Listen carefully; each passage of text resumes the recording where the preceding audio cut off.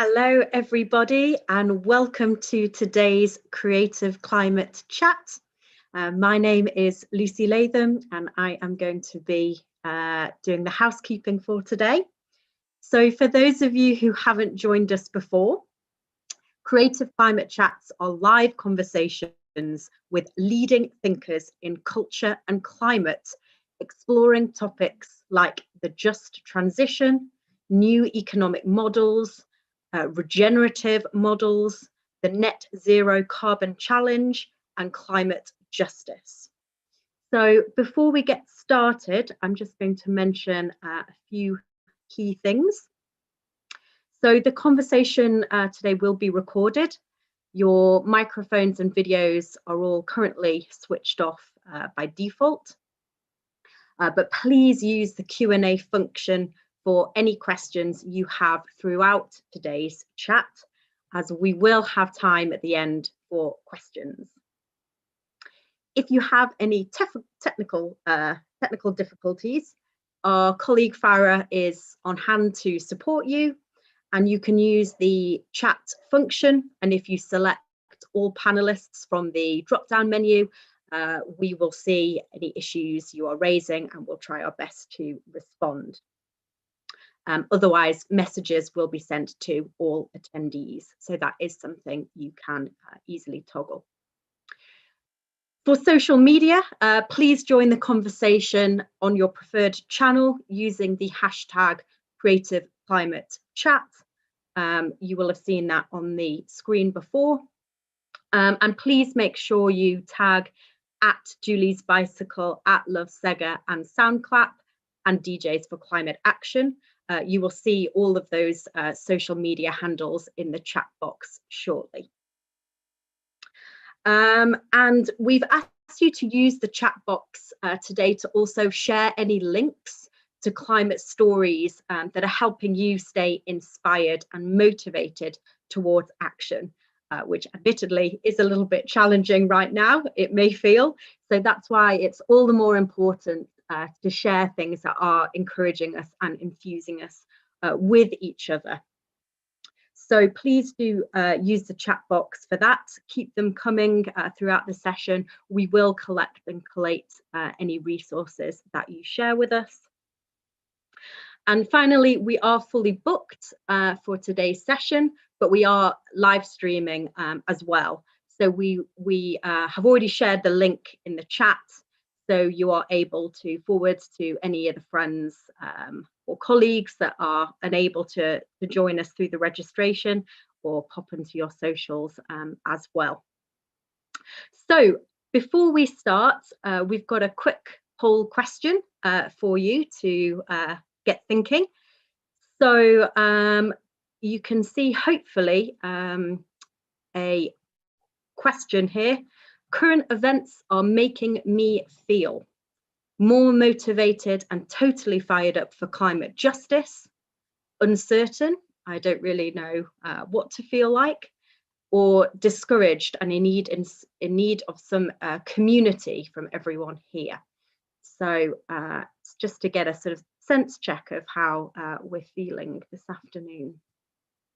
So we'll just give you a minute to respond to that.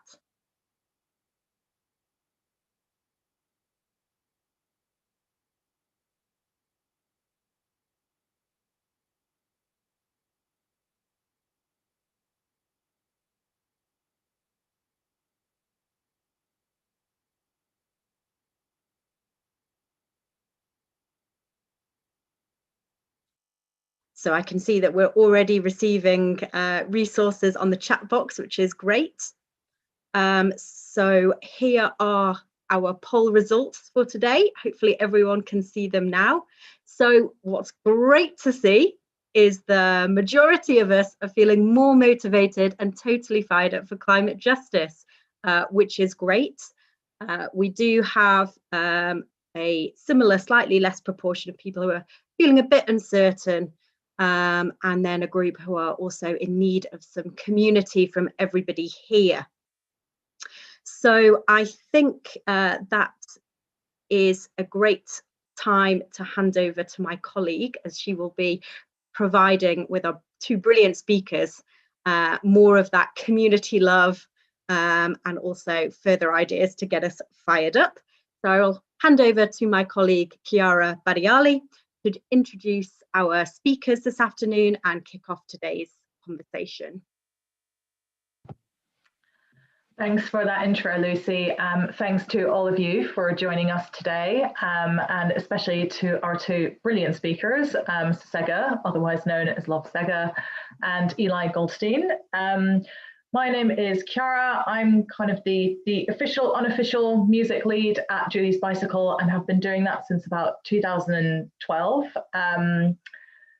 And I'm really excited actually to be able to bring Ssega and Eli together around this conversation, because JB started in the music industry about half a lifetime ago, and I still spend a lot of my working time in different parts of the music industry trying to make change happen, whether that's working with festivals through the Vision 2025 commitment, working with record labels like the Association of Independent Music Climate Action Group, or labels like Warner Universal Music, supporting the Music Declares Emergency campaign and working group with how-tos and expertise, or just speaking to people to find ways forward about how we can collectively take action.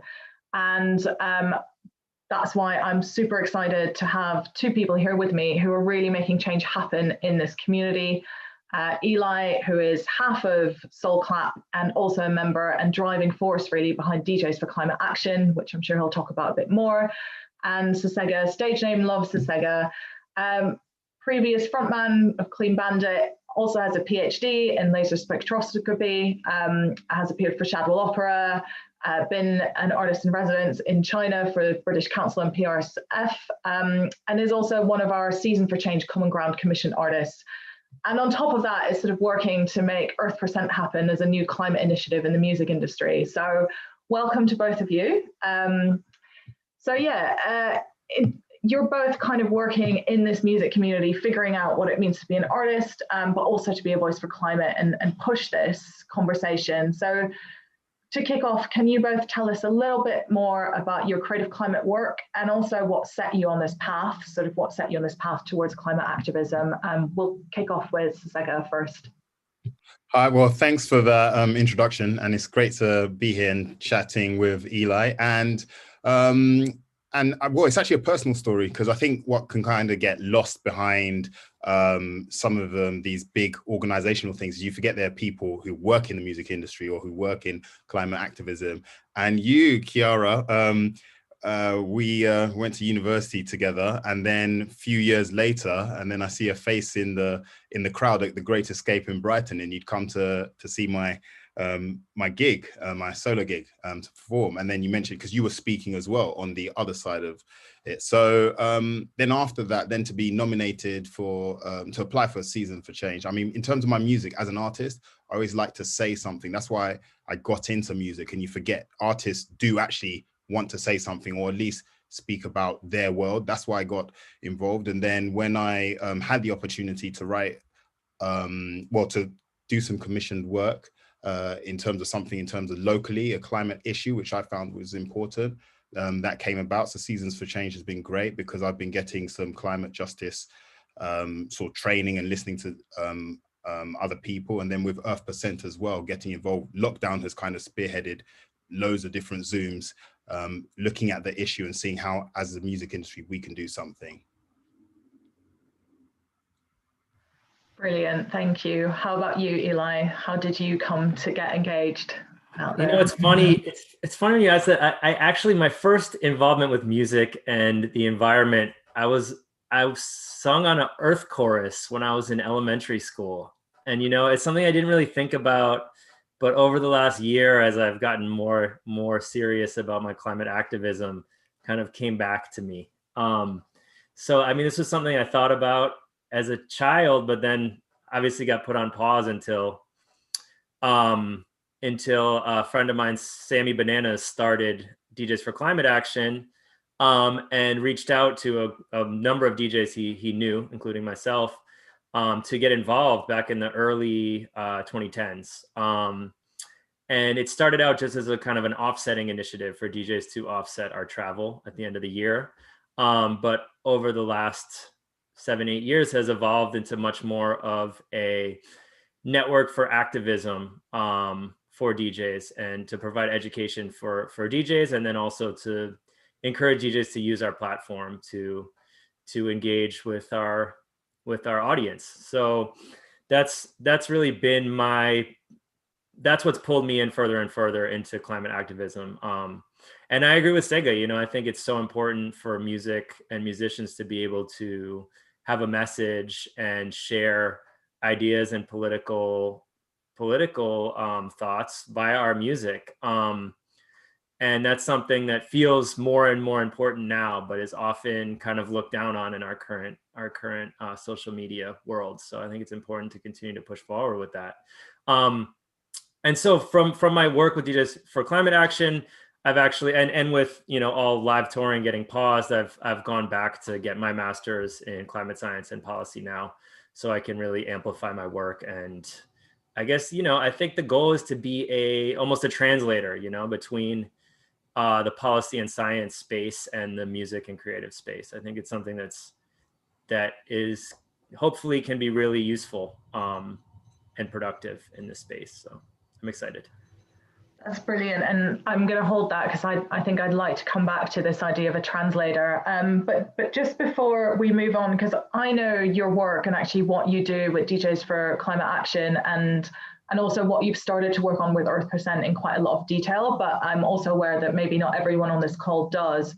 So do you each want to just spend another minute or so just talking about some examples of the type of stuff that you're looking to do or are doing under those headings? Yeah, well, I'll jump in here. So actually, I've got to give a shout out to Adam Callan, who's tuned in here from Earth%. And this is, I think a lot of people are tuning into this call. They might work for an organization, a university, a local council, and all these different things. First thing I would say is reach out to musicians, DJs, and artists. Reach out to people because they have different skills and they might be able to translate. I think that's a great word. They might be able to translate things, but they might not see it themselves, because before, you know, we were trying to get that next record out, or we were trying to do that next gig. Well, thanks to COVID, we got nothing to do. So Adam reached out, and he runs Juicebox, a successful management and entertainment company. And then he had remembered from a previous conversation that I did music, but I also had the science PhD. So he was like, okay, look, not just that, let's put this front and center as well. It was around the time of Black Lives Matter. And he said, look, we're setting up Earth%. We want voices from all the different parts of the community, and whether it's science, whether it's based on whether you're inner city or something like that, or gender or whatever, we want to be representative. So it was Adam who came from Earth%, and then he said, look, we're with Brian Eno, which also kind of helps as well. And he was setting something up, and we like the way you go about things and the way you approach music and how you're thoughtful. And with that got me involved. I read a bit more. And in terms of Earth%, the idea there is the music industry is such a behemoth, and it generates a lot of money. It gets a lot of attention, but there's no joined up thinking. And there are great, also, it's not a new organization to replace what's going on. So the idea is, for just speaking to Eli sort of beforehand, is, and Eli mentioned, it's nice because Earth% is getting musicians and industry to put the money where their mouth is. So it's to put a small percentage, if you can, towards organizations that can fight climate justice, whether it's Client Earth, whether it's helping out Music Declares Emergency, whether it might be Julie's Bicycle, again, because they're great climate activism organizations, but then they might not have the money which the music industry has. So it's connecting those and having a united front, and just getting artists to commit, because otherwise, if it's quite difficult for me as an artist, let's just say, to say, oh, what are the organizations? Who do I sign up for? Where should I go? You know, what do I do? So it's just trying to bring it under an umbrella and to see as a united front, how can we all come together, you know, and push things as a music industry rather than disparate people based here and there. Brilliant. It's a way to both, make sure that there's a group that sort of has helped make sure that the money goes to the right places and sort of does the due diligence, and also really building up that movement, isn't it? That collective in the industry. Eli, do you want to talk in a bit more detail about some of the work that you've done with DJs for Climate Action as well? Yeah. You know, I kept up this poll from the beginning because it made me think that, you know, I feel very motivated, but at the same time, I also need the community from everybody here and everybody around. Like, I think that, you know, it's both things. And I think that's what has kind of become our most powerful initiative with DJs for Climate Action, is building this community and connecting with like-minded artists in electronic music and dance music who care about this stuff and who want to use their voices for change. And we have done that more recently. Over the last 3 years, we've built our initiative called Earth Night, which started out as an in-person event in New York City on the Saturday of Earth Day, the week of Earth Day, as a way to raise money and awareness in New York about climate change. And that was in 2018. In 2019, we hosted Earth Night events in 12 different countries, 12 different cities in 12 different countries around the world. And then last year in 2020, the plan was to do 50 in honor of the 50 years of Earth Day. And we actually had them pretty much lined up. We had promoters and DJs organizing these events around the world. Obviously, it couldn't happen in person. By April, everything was shut down. However, we ended up moving it online and did a virtual 100 DJ and live electronic performance back to back, one song each.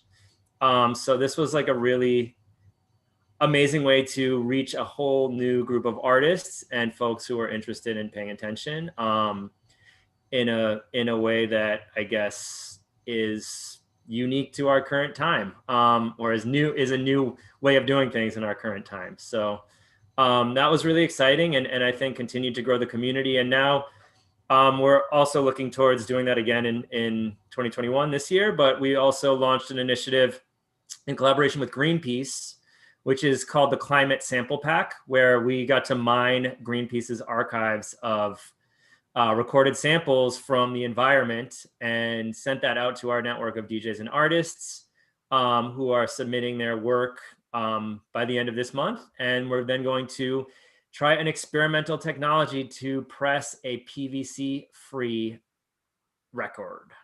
So that is really exciting, and just kind of bringing in the science in an interesting way as well. And people seem to have really gotten excited about this possibility of being able to press music on vinyl without it being quite as bad. It's still plastic, but it is not PVC plastic. So the process of making it is much less emissions intensive.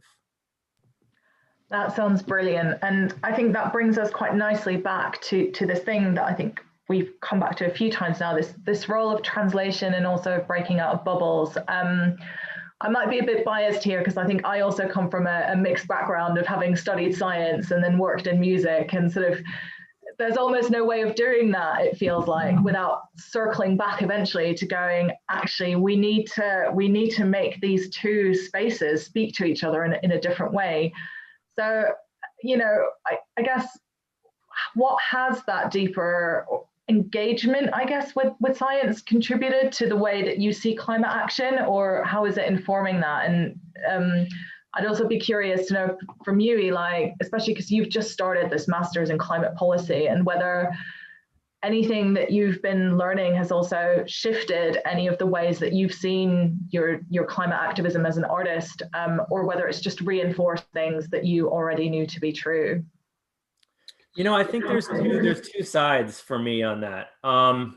In one side, I guess on the more kind of creating a little more skepticism, you know, as I've dug into the actual impact of the music industry, when we're talking about the global music industry, you know, having less than 1% of global emissions from our entire operations, makes me feel like, you know, is music the most important thing to address, right? Is it really like where I need to be spending all my time on this activism?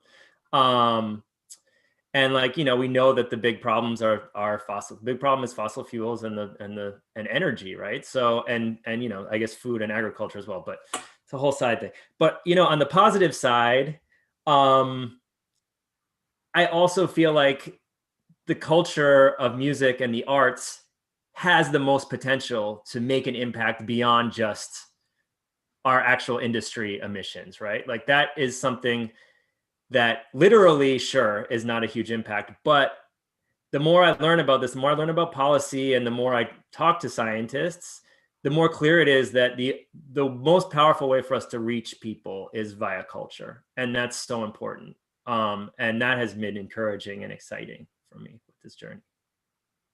Yeah, I mean, I completely agree on that point, because again, it's and even for myself, I'm learning in terms of the sustainability area, just learning about that and trying to get more information. But then again, it's to split things up to say, look, you might just be the messenger. You don't have to have the answers. It's not for every musician now to become the best climate scientist there is. So, and then it's to look as a society, because we need this to happen across society. Like, you know, there's no climate, then I can't be, you know, making my tunes in peace. so one thing then leads onto something else. So it's to say, as society, who are the people that are front facing? Who are the people who have the reach? Who are the people who can communicate? And then if it happens to be your DJs and your musicians and your artists, then to use that. So in the UK right now, the person who, if you go on Twitter, they're calling him leader of the opposition, is a footballer, Marcus Rashford, because he's the one talking about the issues of schools, not children, for people not in the UK. Our government is wasn't giving money directly to some of the lowest income students, and now they're in lockdown, they're not in schools, and then these private companies were skimping and taking the money and not giving the food to these are poorest in society. Marcus Rashford has been fighting that cause. He's a footballer. Before, it's like in America when I think a lot of the NBA, LeBron and stuff, they were saying shut up and dribble. And it's like, why? Are they not people as well? So in the same way, we've clearly got this audience because all the record labels tell us these figures of, you know, you got this many followers and this many streams and this many people are listening to it. Then why can't we use it? It's been done before. Marvin Gaye, What's Going On? You know, even with house music and dance music, you know, the Stonewall riots, pushing that forward as well. So it's been done before. We don't need to be the ones with the answers, but we can be the ones communicating. So for myself, science and music is similar. There are no crossovers, but it's similar. And as we're finding now, science isn't an absolute truth. It's the person who has an idea, and then they say, this idea is the best approximation of what's going on. But if you do that research in a university and no one hears about it, no one's going to know. So science needs to be able to communicate. And what's quite nice about this terrible situation is we're seeing with COVID how it's important. There are alternative facts, and then there's the real facts. So we're seeing, like with the doctors, now people are actually becoming engaged. So they're saying, oh, what's this vaccine? What's efficacy? What's that? Oh, is the pollution affecting my health? Oh, it's a respiratory disease. So people are really digging into these things. And your normal person on this call, they will be talking about what's the difference between this vaccine, that vaccine. Can it be stored at this temperature, that temperature? They're talking about science. You know, they're talking about health. They're talking about the climate crisis in a way. So it's about getting a message and everyone coming together and then getting that message translated to people in the best way possible. That's great to hear. And, you know, I think it really speaks, hopefully, to the way that we've always tried to work as Julie's Bicycle, which is generally we're not telling artists what to say, but if you work with the industry and you create that supportive framework of an industry that knows what the issues are and that is taking action and that is setting good examples in terms of the food that's served in our venues or like how those spaces are powered, then that filters through to the audiences and also frees up artists to go out there and talk about these issues, feeling like there's an industry that has got your back. And actually, I think that is quite an interesting question because especially in the music industry, the artist is a bit of a mythical being. You know, I think you're both kind of held up as untouchable and the ultimate sort of maker of any change that happens. You know, it's only going to happen if the artist wants it to happen. And at the same time, there is also this sense quite often that the artist is just caught in the machine of the industry and actually doesn't hold that much agency. So from your experience, like what has it felt like as an artist to speak out in this industry? How do you think the industry can better support you on these paths? You know, I was going to say, I think you can go first on that, Ssega, because you've worked more with the actual industry, whereas I've been an independent artist my whole career. So I'm curious what your experience has been working for the machine. Yeah, so I mean, I can't speak for other acts and whatever's going on. And for myself, I've always been an independent artist, but then obviously Clean Bandit, the band that I started with, they signed and frontline major label act. So I've seen that world. And to be honest, in terms of myself, I think COVID has kind of shown us what the music industry was doing and what the music industry wasn't doing. So it's very interesting how you look how the music industry from the UK, it seems like the music industry is kind of vanished. It's gone quiet. Like what's the industry doing?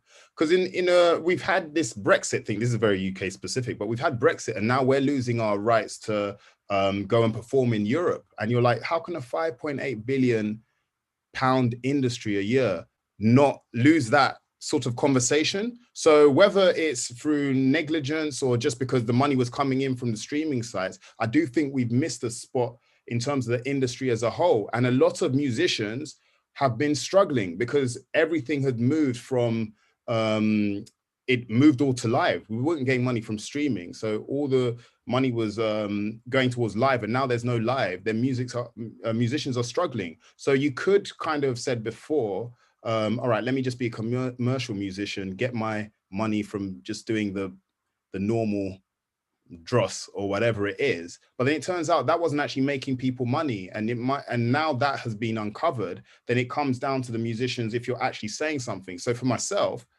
I don't think my music streams that well.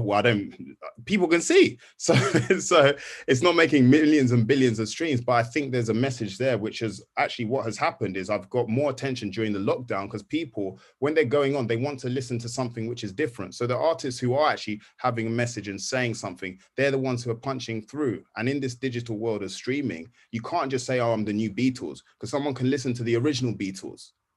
So you need to be, if you want to find your space, there's so much noise out there, you need to be saying something.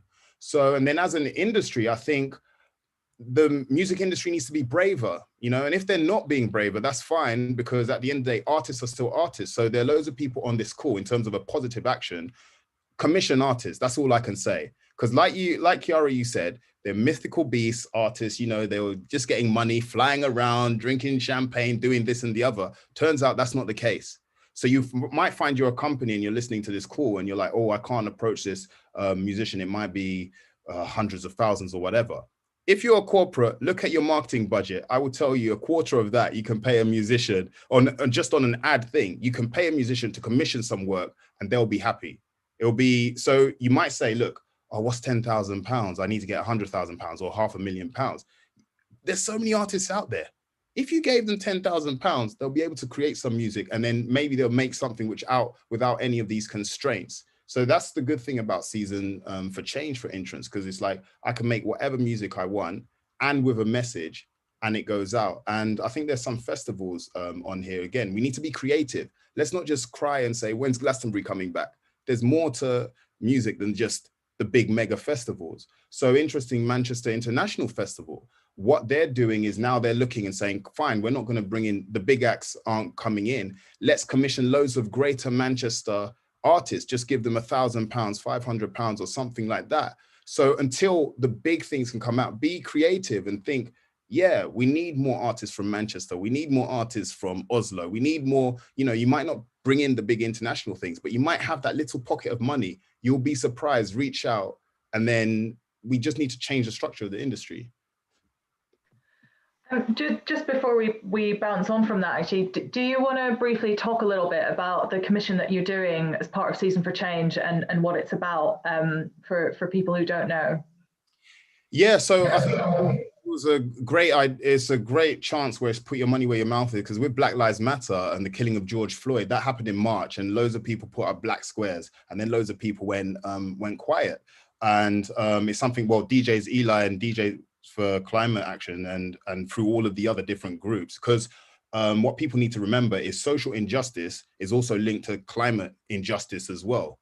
And again, it's with the health thing. So all of these different things are interlinked. So there was a call for 4 commissioned artists, and then one is from the Roma community in Sheffield, speaking to them. Another one is looking at rewilding, and looking at prisoners in, and also with prisoners in Feltham, young offenders, because criminal justice is also linked with all this stuff. And for myself, I'm looking at the Black community and air pollution around the South Circular, because Ella, Kissy, Deborah, Julie's Bicycles, and Rosamond, her mother, Julie's Bicycles, a load of these different groups, Client Turf, they've been following this case. She, in I think 2012 or something, she's now been recognized as the first victim of pollution, of climate change, because she had asthma, and then because of near where I live, she had asthma, and because the pollution was so bad, there was major climate incidents, and she passed away from it.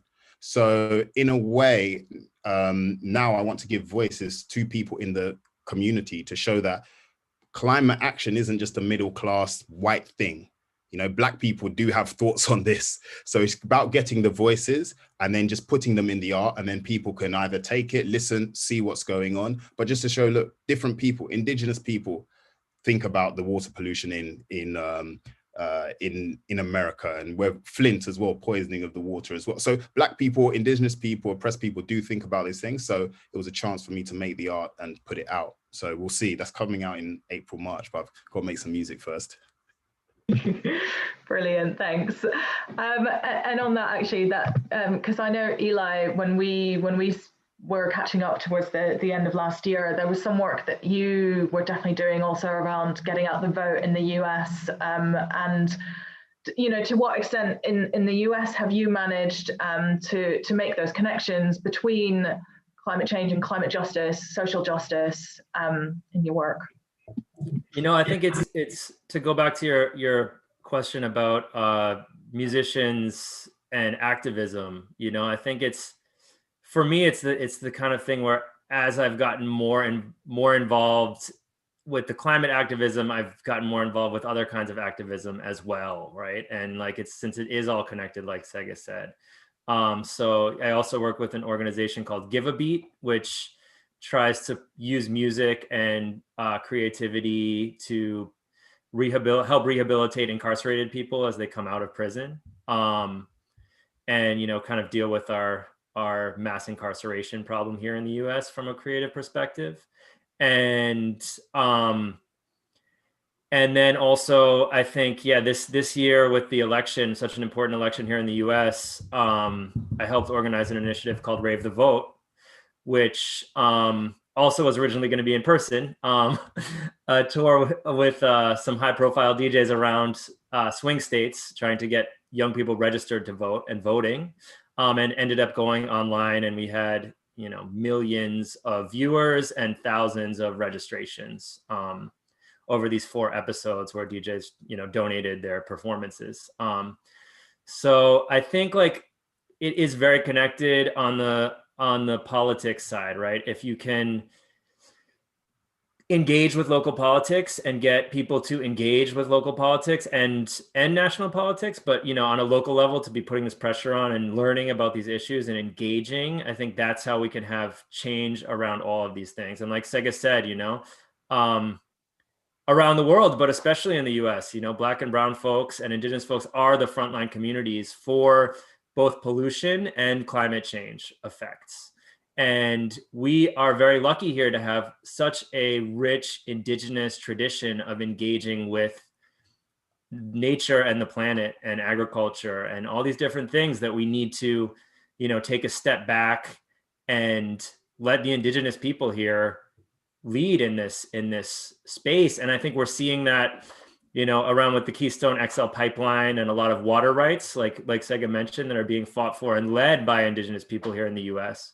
And then we're also seeing it in cities, especially now coming out of the Black Lives Matter movement and also COVID, and seeing how COVID has affected minority communities in cities so disproportionately and brought a lot of these issues to the forefront that, you know, environmental justice folks were already fighting for this, but now we all see what they were fighting for and what the actual effects are. So I see it happening here, and, you know, it's not easy to bring all the work together, right? Like, like, you know, how do you connect the climate and environmental justice stuff with the mass incarceration, with the getting people to vote, you know, and it's all together in my head, in our heads, but how do you explain that without overwhelming people, right? Is I think a really important question that we need to be thinking about.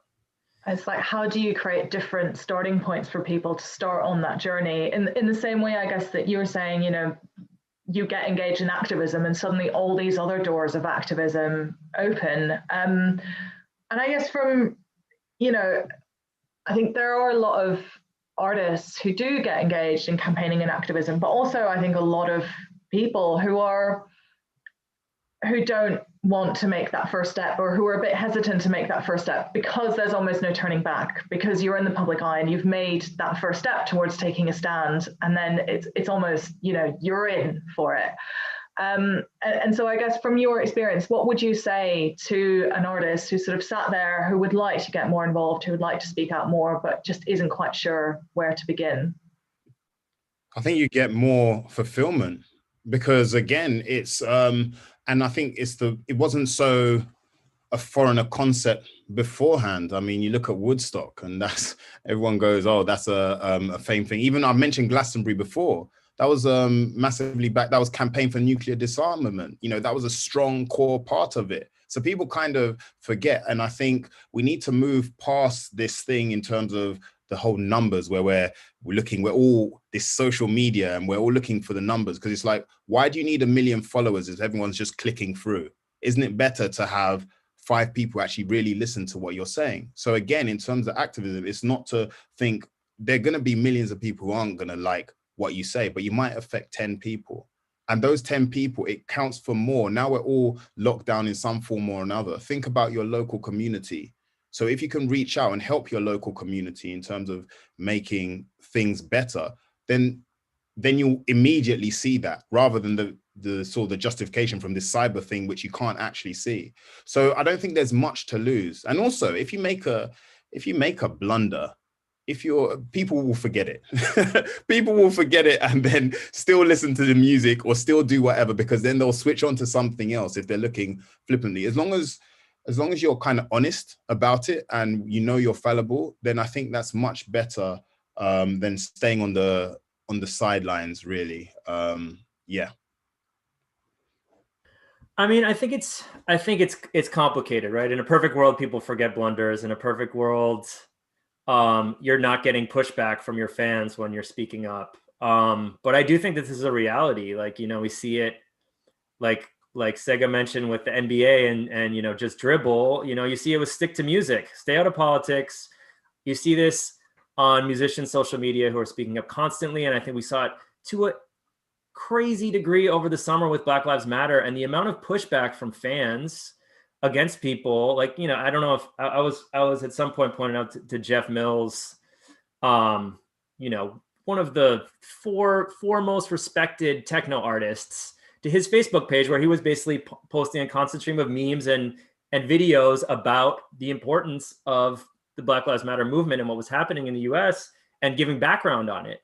And, you know, the amount of comments of people like, I thought you were, you know, I loved you for your music. Stop talking about this. I'm going to stop following you. I don't want to hear about politics. It's wild. And that's the reality, I think. But to go back to what Ssega said, like, music has been built on like, the modern music industry is built on politics, right? You know, and activism, you know, from that time in the 60s, and folk music and rock, and that moment was, you know, inseparable, the activism and the music. And I think we've kind of gone away from that. And I think that's, you know, we see with hip hop, like, the activism was actively discouraged by the major record labels, right? And I think from that moment, there has been a intentional and then consequential push away from political music, because it's dangerous. And as the music industry has become more and more part of the establishment and owned by these bigger and bigger corporations, they benefit more from not having these ideas out there, and from musicians having the opportunity to have these ideas out there. And I have a friend who's a Black house DJ producer in the US, who you know, throughout his career, he came from hip hop, and over the last few years has you know, been more and more a dance music producer. And, you know, throughout his career has been discouraged by people about his speaking out and his politics, because like, look, you're not getting as far as you should with your music because it's getting complicated by this, and people don't want to book you, or people don't want to represent you. So I think the reality is we have to, you know, the ones of us who have this passion and this platform and who are already speaking out can provide a really powerful example to other artists to be able to do that. But also, not everybody is an activist. Not everybody is going to use their platform in that way. And that's why things like Earth% are so important, because if you don't necessarily want to have to talk about it, but you can still do it. And I think that's it. There's different kinds of activism for different people in whatever part of the world you're working in. So I think that's important as well. That speaks to like one of my favorite, we'll send the link around after this chat, but one of my favorite sort of climate writing pieces is by Mary Heglar, about all the different forms that you can get involved in climate action and activism as a person. And it's sort of like, you're already exactly the activist that you need to be, because, you know, you just have to work within your social circles, within the work that you do, to push this forward however works for you and that best uses your skills and your abilities and your strengths, and that's so important. And also, you know, coming back to initiatives like DJs for Climate Action, Music Declares Emergency, a lot of that is really about building this collective, isn't it? So that, you know, it's not one person sort of stepping forward and exposing themselves, and it's about building that huge alliance of voices coming together. I want to open the floor to a couple of questions, if we have any. We haven't had any come through on the Q&A, but if anyone does have any questions, please do put them in the chat or the Q&A box on, it should be towards the bottom of your Zoom screen. Quickly, is it right to quickly jump in just to back up exactly what Eli said? Is not everyone has to be an activist. Not everybody, like, you don't need to pester your favorite musician. And then, so I might be vocal in certain areas. Don't pester your favorite musician. Say, why aren't you speaking up on this? What's your opinion of that? Like, leave them alone. So what I would say is, for the different organizations or different companies, I would say, who are here, support those artists who are speaking out, who are putting their neck on the chopping board, support them. So even if their label isn't supporting them, if a small company, a small local council or regional thing supports them, then that will help build them up. Because as soon as it changes, it's all right to stay in the system, but as soon as the system changes, then where are you going to be left? You know, because again, a lot of companies now, they're leaving a certain 45th president of the United States behind, you know. So you know, to make the change, you need some of the outliers, but then other people need to come and support that message. So everyone can play a role.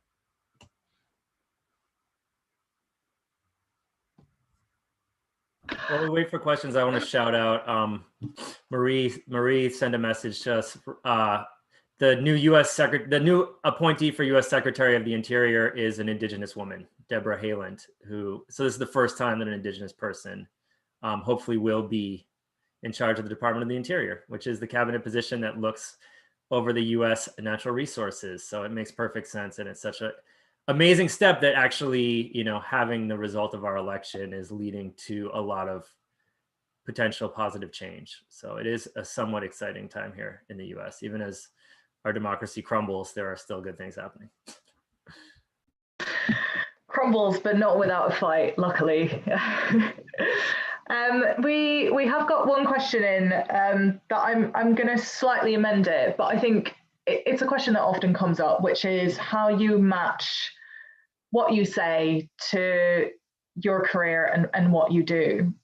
So this question is specifically about whether we're all vegan in terms of putting our money where our mouth is. But I think, of course, the other big criticism or conversation that comes up a lot, that I know Eli and I were actually on a panel on at AD Green over a year ago, which is this question of flying as an artist. And both on the one hand, you know, the easiest thing to do is for anyone to point their finger at an artist and say, you absolute hypocrite, what do you do? What are you doing? You have no right to speak on climate. But ultimately that just shuts down conversation. And I guess the question to both of you is in your career, how have you sort of come at this question of your own impacts and what you're saying and campaigning for? I think it's fair for everyone to be criticized, and everyone should be criticized. Everyone should be judged, because again, I'm doing stuff now, which in 2 years' time, 5 years' time, I need to be called up on, and I need to change my ways in the future. Otherwise, there's no progress. The only thing I could say is, again, I've just got to ask for the motivation of people, because if they're saying, why are you flying, to shut down any conversation I can have about climate, then that's a false actor. Because in the same way, just to bring up, I mean, UK politics is absolutely terrible now. So I'm not just picking on the US because they're rectifying that. But in the US, you had people saying with Black Lives Matter protests, Blue Lives Matter, support the police. And they even had the flags. So if it was to say, okay, look, we don't want to defund the police because we don't understand the argument. But then if it's police, we have these flags, Blue Lives Matter, and you say what it is, then explain what you were doing in the 6th of January. So again, I would just ask anyone, if, in terms of their question, is it to question, say, why are you flying? Have you thought about rerouting your tour? Have you thought about doing less? Have you thought about that? Fair enough. If it's, why are you flying? Don't talk to me about anything else. Then that's a bad faith actor. Because again, different people are privileged. Different people maybe already have their careers so they can just do it without traveling or doing another show. Other artists still need to travel in some shape or form. So that's what I would say. But everyone should be ready to be criticized. It's as simple as that. And that's what we need more of. We need people to be criticized. People should criticize what I'm saying right now in the YouTube or wherever it is. And then we can move forward. Criticism isn't a bad thing, but be honest about your thing. I think to build off that as well, it's like we've been kind of pushed into this place with social media and politics right now where it's like black and white. Like everybody's like, you know, it's either right or wrong, but there's such a gray area in between with all of this. And that debate and that criticism, if it's leading to, you know, if it's leading to discussion and moving forward and thinking about these things is really positive, right? And I think that's true. Like, you know, I see to answer Mauricio's question directly about the vegan plant-based, I mean, that's something that's really important to talk about and really needs to be, you know, the entire planet should be moving towards. I am not a vegan, but I've, you know, made these steps in my life, you know, like I've moved to the country so I can be eating local dairy, you know, like I have, you know, I think about this and talk about this, but I think that putting labels on stuff often just leads to this point of right and wrong when it's really about, you know, finding ways to all move forward together and encourage more people to move forward. And, you know, like to go to what Ssega said, you know, like being aware of this and taking a train every time you can. And also this idea of local communities and playing more in your community and putting the energy into building these scenes and being aware of this with the understanding that I'm not going to be able to stop flying this year or probably next year. But if I put in this work and I think about this stuff, then I hopefully will be able to, you know, and hopefully we'll encourage other people and set an example for other people to do that as time passes. It's about figuring out a plan, isn't it? I mean, I think if there's one thing that the pandemic at the moment has shown is that for a lot of artists, if you step away from flying, then that basically means you step away from a career at the moment, as we haven't had live music, and actually that has been really disastrous. That is the career for, depending on where you're at in your career, but that is what it is. But I think what you're both saying around, yeah, having a plan, reshaping as well where those relationships are and where that money comes from, what communities you're working with so that you can fly less. And also using every opportunity that you have to ask others to change. I know one of the things that at Judy's Bicycle that we encourage all artists to do is to use a green rider, not just to ask for like small things backstage, but also to ask venues and festivals the big questions around, like, you know, are you powered by renewable energy? Would you consider actually shifting your festival or event to be meat and fish free? And then suddenly, because that's what multiplies things, you can create a nice greener backstage area, but it's also about all the audiences that pass through the shows that we put on and the spaces that we curate and what that sort of demonstrates about the kind of future that we might be able to build.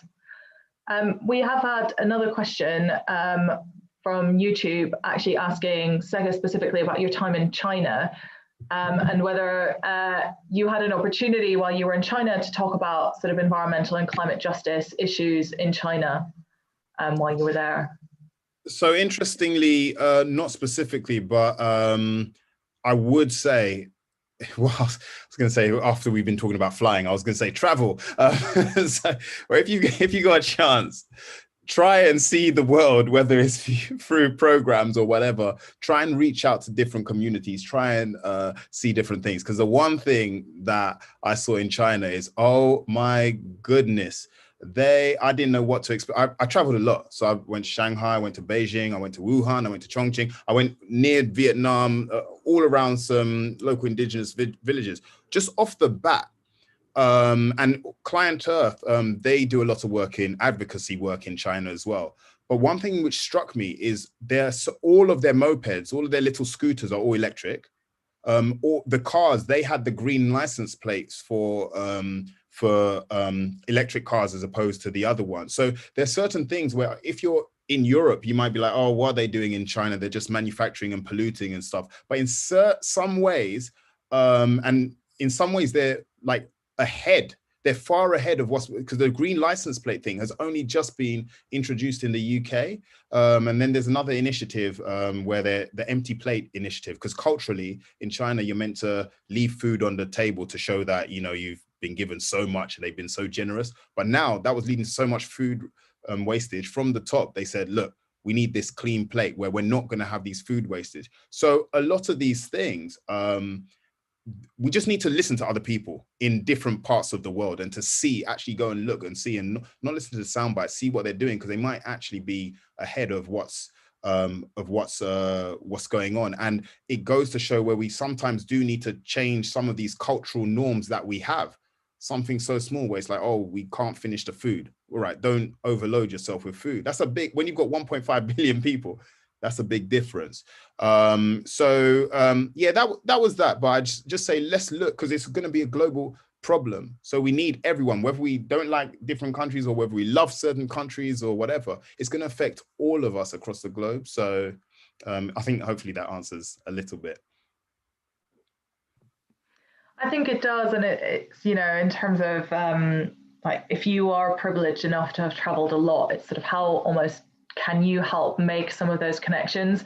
There's David Byrne's project as well, where he has a blog where he talks a lot actually about different city and food policy and what he's seen while he's been on tour, and actually how some of those things could be translated to create much better cities for us all to live in.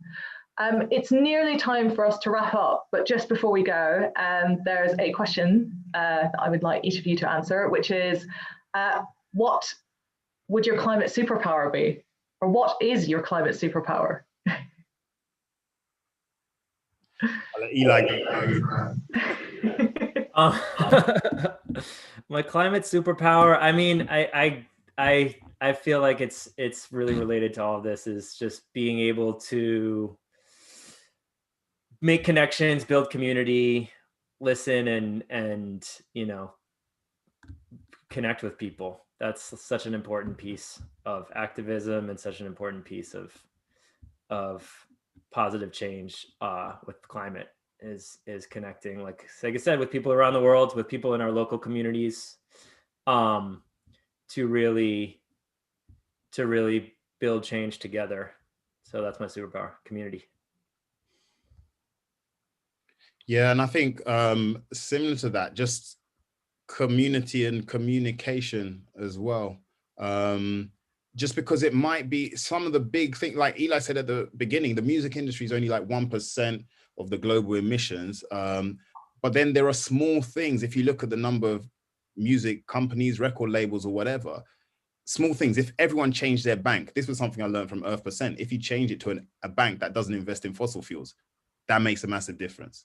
You can do that now, you know? So again, something like that can make a big difference, and politically, and big up Eli with Rave the Vote, because that stuff matters, you know, so with local government and stuff like that. So it's just communication. So if you can reach out to people and then say, do you know what? We're not saying stop eating all the meat in the world that you want to eat, but yeah, if you just don't use this service or use that service, or you don't, just buy locally, that can make a massive difference. Brilliant. Thank you both. Our climate superpowers, connection and communication. That's brilliant. And thanks to both of you for taking part in the conversation. Thanks to everyone who has tuned in as well. I'm about to hand over back to Lucy to summarize things. But just before everyone goes, Eli has very climate superpowers, having good chat. Yes, thanks. But yeah, just before everyone goes, do check out obviously DJs for Climate Action, Earth%. I think Adam shared an email address as well. We'll share it as well with all the attendees afterwards. Do join Music Declares Emergency as well. If you want a starting point for actions to take, we wrote a great set of top tips for like everyone from artists to record labels to festivals that sits on the Music Declares Emergency website, somewhere under resources, I think. And of course, there's lots and lots of free guides and everything from touring to briefings and deciphering climate gibberish on the Julie's Bicycle website. But yeah, thanks so much to both of you, and thanks to everyone for tuning in. Thanks, Chiara. So I have the task of trying to summarize this incredibly rich conversation, but I have a few key points just before we close. So one thing that we've discussed is this idea of the role of the translator, which is really interesting. I'm pretty sure that's going to continue in JB narrative as well. So how do you make climate science and action feel culturally relevant through the arts and through artists as communicators? We've also talked a lot about building community, how connecting with like-minded artists and practitioners helps us to make change as an industry, as a collective, rather than doing things in our sort of disparate bubbles. We've talked about artists that have always been the instigators of social change, but there are more opportunities in making arts and science sort of speak to each other in a slightly different way and break down those silos, but whilst acknowledging that we can all play different roles in this. We don't all need to be scientists to talk and have an opinion about climate change. And then lastly, which is such a critical point, social injustice and climate injustice are interconnected, and we need to do whatever we can to shine a light on those connections and underpin our approaches with justice and a just transition. And we sort of talked a lot about maybe the role of producers and organizations, but how the music and cultural infrastructure can better support artists who want to talk about these issues, who have a platform to inspire change. So there are my 4 summary points, and as a couple of examples of things coming through the chat box, we've actually had some really great conversation in today's chat box. It's been really awesome. So some resource platforms like Resurgence, The Ecologist, Positive News, a great rewilding project called wildthinker.com, a brilliant book recommendation called All We Can Save, which is a collection of essays from women at the forefront of the climate movement. A new website that we'll also be checking out, cleanscene.club, which is a climate action collective exploring alternative futures for the dance music industry. So that's been a really live space in the background as well. So thanks everyone for your contributions. In terms of next steps, please do keep this conversation going on social media using the hashtag Creative Climate Chat. Do sign up to our bulletin, the JB bulletin. Someone will put a link into the chat now. You'll be able to hear more about the events and the programs and the resources that we create and run. And following this session, you will receive a link to a survey. It's not long, and please do complete it because it really helps us to improve our events and our offering, and gives you the opportunity to send in any ideas or thoughts that you have. So again, big thank you to our speakers who are totally inspiring and brilliant. Thanks to Chiara for her wonderful facilitation and Farah in the background for her technical assistance. We hope to see you at another event soon. Take care.